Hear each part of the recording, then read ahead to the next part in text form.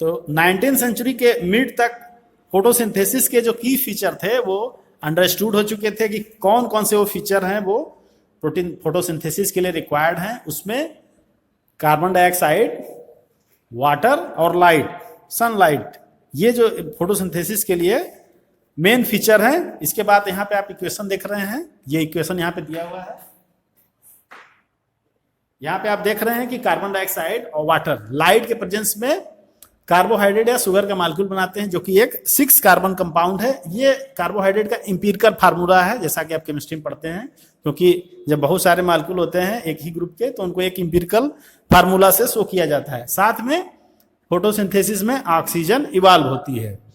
तो इस तरह से ये पूरा प्रोसेस है, एक इंपिरिकल इक्वेशन है किसके लिए, फोटोसिंथेसिस के लिए। इसके बाद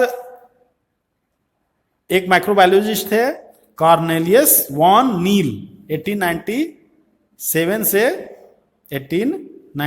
लेकर 1985 तक उन्होंने अपना जो स्टडी किया वो पर्पल और ग्रीन बैक्टीरिया के ऊपर किया, और ये डिमॉन्स्ट्रेट किया कि photosynthesis is essentially a light dependent reaction in which hydrogen from suitable oxidisable compound reduces carbon dioxide to carbohydrate. कहने का मतलब यह है कि कॉर्नेलियस वॉन नील ने अपने एक्सपेरिमेंट से, जो कि उन्होंने पर्पल और ग्रीन बैक्टीरिया पे किया, ये बताया कि जो फोटोसिंथेसिस के लिए सबसे इंपॉर्टेंट, फोटोसिंथेसिस एक लाइट डिपेंडेंट रिएक्शन है, यानी ये जो पूरी प्रोसेस हो रही है ये लाइट डिपेंडेंट रिएक्शन है। और लाइट डिपेंडेंट रिएक्शन होने के साथ साथ हाइड्रोजन जो होती है वो suitable oxidisable compound reduces carbon dioxide to carbohydrates.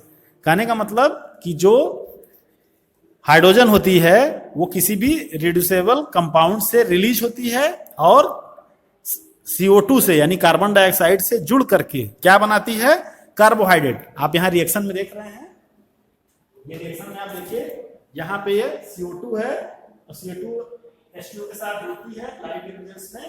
तो यहाँ पे जो CO2 है, CO2 क्या हो रही है, रिड्यूस हो रही है। तो ऑक्सीडेशन रिडक्शन रिएक्शन आप पढ़े होंगे, उसमें आप दोनों को देख सकते हैं बेटर कि यहाँ पे कार्बन डाइऑक्साइड रिड्यूस हो जा रही है, किस चीज में, कार्बन डाइऑक्साइड रिड्यूस हो जाती है कार्बोहाइड्रेट में, और जो H2O है वो ऑक्सीडाइज हो रही है O2 में। तो इस तरह से ये पूरा रिएक्शन कंप्लीट होता है। ठीक है, तो यहाँ पे आप देख सकते हैं कि हाइड्रोजन डोनर क्या हो गया, यहाँ पे वाटर हो गया, और वाटर को डोनेट करके ऑक्सीडाइज हो जा रहा है O2 में। ठीक है, कुछ ऑर्गेनिज्म ऐसे हैं जैसे पर्पल और ग्रीन बैक्टीरिया, जिसके ऊपर इन्होंने अपना एक्सपेरिमेंट किया था। उन्होंने क्या देखा कि इन्होंने इसमें क्या होता है, ऑक्सीजन की जगह यानी H2O की जगह H2S को यूज करते हैं। तो जब H2S को यूज करेंगे तो क्या होगा, वहां पे H2S में फिर जो O2 रिलीज हो रही है, O2 की जगह पे यहाँ पे S या सल्फर रिलीज होगा। तो यहाँ पे जैसे एक रिएक्शन आपका चेंज हो जाएगा, ये क्या हो जाएगा, जैसे नीचे आप यहाँ पे रिएक्शन देख रहे हैं, यहाँ लिखा है H2A plus CO2, light difference में 2A plus CH2O plus H2O, यानी जो A है यहाँ पे ये ऑक्सीजन के अलावा कुछ और है, यानी ये वाटर नहीं है। वाटर के सब्स्टिट्यूट अगर हम कोई चीज ले रहे हैं, मान लीजिए H2S ले लेते हैं, तो H2S जब लेंगे और CO2 से उसको रिएक्ट करा दें लाइट प्रेजेंस में, तो 2A या 2AS, अगर A की जगह S होगा, सल्फर होगा, तो 2S हो जाएगा। बाकी जो कार्बोहाइड्रेट है वो पूरा फॉर्मेशन हो रहा है और थोड़ा बहुत H2O उसमें रिलीज होता है। ठीक है, तो इस तरह से ये पूरा प्रोसेस आप देख रहे हैं। तो यहाँ पे जो आप देखते हैं, मान लीजिए A की जगह हम S ले लें, जैसे H2O की जगह H2S ले लें, A तो एक सिंबॉलिक दिया गया है, तो H2S अगर हम लेते हैं तो उसमें क्या होगा, वहां पे ऑक्सीजन की जगह सल्फर रिलीज होगी, यानी 2A के बजाय 2S वहां आ जाएगा। तो यहाँ पे ओवरऑल जो बताना है इसमें, इस रिएक्शन में, कि जो हाइड्रोजन डोनर है वो कौन होगा, वो H2O या H2S जो भी यहाँ पे मालिक्यूल है वो हाइड्रोजन डोनर है। हाइड्रोजन किसको डोनेट होगा, कार्बन डाइऑक्साइड को। कार्बन डाइऑक्साइड को रिड्यूस करेगा और बना देगा कार्बोहाइड्रेट। और जो इसमें जो दूसरा मालिक्यूल है, H2O होगा तो O होगा, H2A है तो A होगा, और H2S है तो S होगा। वो क्या होगा, वो ऑक्सीडाइज होकर के सेपरेट हो जाएगा, अलग हो जाएगा। तो H2S होगा तो क्या बनेगा, S, H2O होगा तो क्या बनेगा, O2, और H2A होगा तो A सब्सटेंस बचेगा। तो इस तरह से ये पूरा रिएक्शन है। कहने का मतलब जो इनका एक्सपेरिमेंट है कॉर्नेलियस वॉन नील का, वो ये बताता है कि जो फोटोसिंथेसिस प्रोसेस है वो लाइट डिपेंडेंट प्रोसेस है, बिना लाइट के ये प्रोसेस नहीं हो सकती।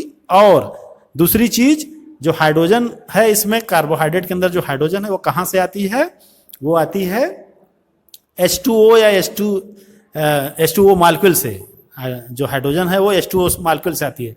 कैसे उन्होंने प्रूव किया, H2S लिया सल्फर बैक्टीरिया में और ये दिखाया कि H2S में सल्फर तो अलग हो गया उसमें, लेकिन H जो था वो चला गया कार्बोहाइड्रेट में। तो इस तरह से ये प्रूफ हो गया कि जो कार्बोहाइड्रेट में हाइड्रोजन है वो एक्चुअली H2O या H2S जो भी सब्सटेंस वहां मौजूद है उससे आता है। अभी आप आगे एक्सपेरिमेंट देखेंगे कि जो वो ऑक्सीजन रिलीज होती है फोटोसिंथेसिस के ड्यूरिंग फोटोसिंथेसिस, वो ऑक्सीजन भी वाटर से ही रिलीज होती है। कार्बन डाइऑक्साइड से ऑक्सीजन रिलीज नहीं होती क्योंकि वो ऑक्सीजन कार्बोहाइड्रेट के अंदर अटैच होती है। तो CO2 रिड्यूस हो जाता है, CO2 रिड्यूस होकर के सीधे सीधे कार्बोहाइड्रेट बना लेते हैं, वहां ऑक्सीजन कोई भी रिप्लेसमेंट उसका नहीं होता है। और ये पूरी प्रोसेस कहाँ होती है, ये सब पूरी प्रोसेस के बारे में हम डिटेल में पढ़ेंगे कि अब पूरा रिएक्शन अगर लिखा जाए तो आगे आप देखेंगे कि किस तरह से इसमें होता है। तो रिएक्शन आपने देखा होगा, मैं यहाँ पे ऊपर का रिएक्शन आप देखिए। रिएक्शन में आप देख रहे हैं कि